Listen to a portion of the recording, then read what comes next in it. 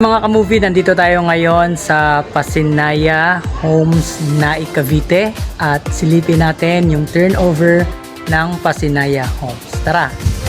So, una natin tignan itong turnover unit. So, hindi siya kagaya ng mga naunang batch na bird type. So, semi finish na ito. Maganda na yung flooring.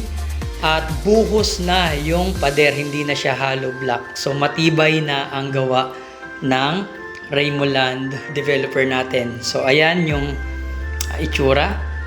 Naka jealousy. At tiles yung lababo.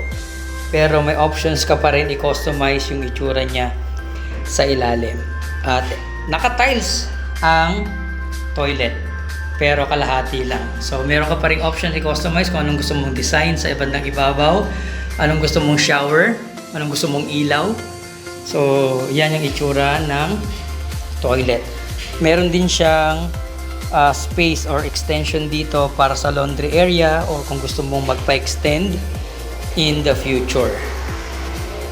At yung kanyang hagdan ay gawa na sa metal para mas matibay-tibay. Maganda na rin yung landing niya rito. At may naka-ready ng pagkakabitan ng wall. Tapos, naka-insulator yung bubong. Ayan. So, ganito siya kalaki. So, ang floor area nito ay 30 square meter at ang lot area ay nasa 32 square meter. Ilalagay ko sa comment section at sa description yung full details, or kung gusto mo ng sample computation, mag-comment ka lang ng sample computation Pasinaya at isi-send ko sa iyo. Okay?